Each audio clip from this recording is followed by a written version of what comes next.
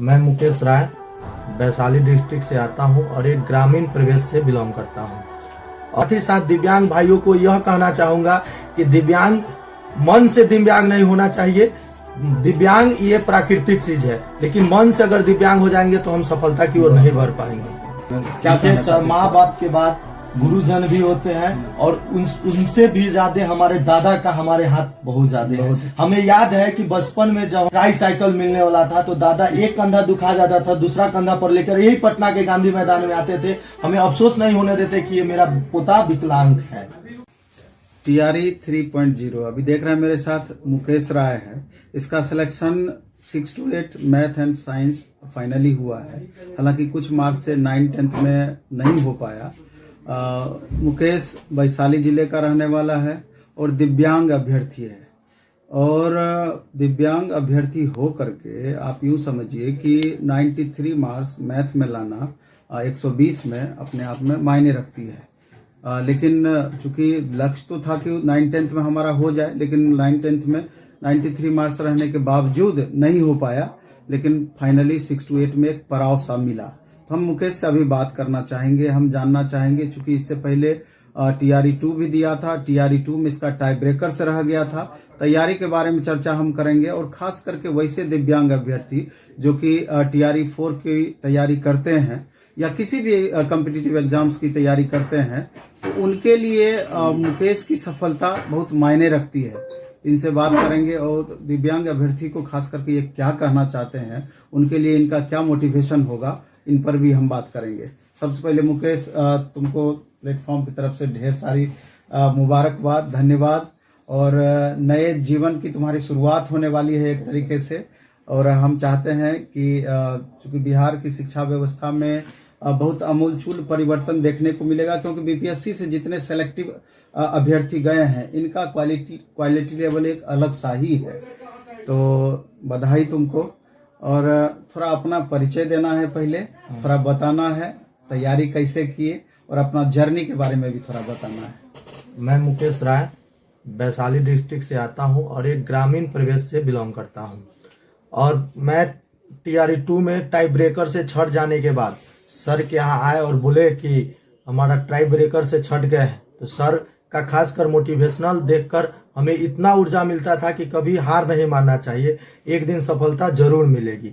तो इस टीआरई 3 में हमें 6 to 8 पास कर गए, लेकिन 9 to 10 मेरा प्राथमिक लक्ष्य था, लेकिन 1 नंबर से छूट गया। फिर उसकी तैयारी मैं आगे करूंगा।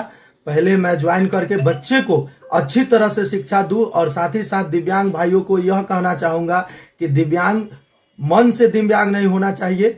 दिव्यांग ये प्राकृतिक चीज है, लेकिन मन से अगर दिव्यांग हो जाएंगे तो हम सफलता की ओर नहीं बढ़ पाएंगे। बहुत अच्छा, बहुत अच्छा। आप देख रहे हैं कि मुकेश के कितने उत्तम विचार हैं और कितनी सोच ऊपर की है, इस बात को आप समझ सकते हैं। हम ये मुकेश जानना चाहते हैं कि तुम्हारी सफलता का श्रेय सबसे ज्यादा तुम किसको देना चाहोगे? जैसे कि माँ बाप, स्वाभाविक है कि प्राथमिकता तो हमेशा रहती है, और भी तुम्हारे जो भी रिलेटिव होंगे या बड़े भाई या परिवार, किसके बारे में क्या कहना? माँ बाप के बाद गुरुजन भी होते हैं और उनसे भी ज्यादा हमारे दादा का हमारे हाथ बहुत ज्यादा है। हमें याद है कि बचपन में जब हम ट्राईसाइकिल मिलने वाला था तो दादा एक कंधा दुखा जाता था, दूसरा कंधा पर लेकर यही पटना के गांधी मैदान में आते थे। हमें अफसोस नहीं होने देते कि ये मेरा पोता विकलांग है। ये सर जरूर मैंने देखा है। मुकेश जी के दादा को मैं भी चरण वंदन करता हूं उनकी इन सोच और विचार के लिए, और इसको कभी फील नहीं होने दिया बचपन से इस चीज के लिए। तो निश्चित रूप से वो इसके लिए बधाई के पात्र हैं और श्रद्धेय हैं। दिल से उनको धन्यवाद मैं देना चाहता हूं। और मुकेश, जैसे तुम्हारा मैथ एंड साइंस रहा है, तो कट ऑफ तो मैथ एंड साइंस का निश्चित रूप से बहुत हाई गया है। तो खास करके टीआरई 4.0 के अभ्यर्थियों के लिए क्या कहना चाहोगे? चूंकि टीआरई 4.0 का कंपटीशन लेवल और बढ़ता जा रहा है, तो उनके लिए क्या? सर, एक बात तो हम सभी टीआरई 4 के विद्यार्थियों को कहेंगे कि प्लेटफॉर्म एक विश्वास है।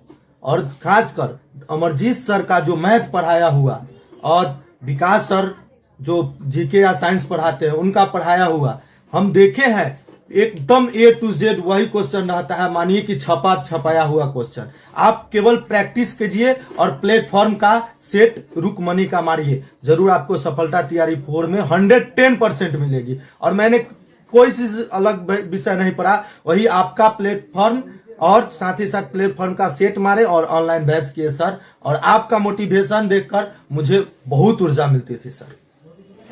आप देखे मुकेश को, चूंकि टेस्ट का सब दिन से एक अलग महत्व रहा है और जितने भी अभ्यर्थी का इंटरव्यू हम लेते हैं, टेस्ट के बारे में सभी अभ्यर्थी चर्चा करते हैं। तो चूंकि टेस्ट में क्या होता है कि जब हजारों अभ्यर्थी एक साथ बैठ करके ऑफलाइन मोड में टेस्ट देते हैं, चाहे ऑनलाइन मोड में देते हैं टेस्ट, तो तुलनात्मक रूप से आपको अपनी कमियां हमेशा पता चलती रहती है। और उसका जब डिस्कशन होता है, अगर 120 क्वेश्चन का हम डिस्कशन कराते हैं तो मिनिमम 500-600 नया क्वेश्चन उससे आपका राइज होता ही होता है। डे बाय डे में आपका इससे बहुत ज्यादा बेनिफिट होना है और हजारों हजार क्वेश्चन आपका प्रत्येक सप्ताह तैयार होता चला जाता है और आपको पता भी नहीं चलता है। चलिए इस वीडियो में हम इतना ही रखेंगे। मुकेश को पुनः हम बधाई देना चाहते हैं और निश्चित रूप से ये इंटरव्यू आपके लिए मददगार साबित होगा, इसी हमारी आशा है। धन्यवाद।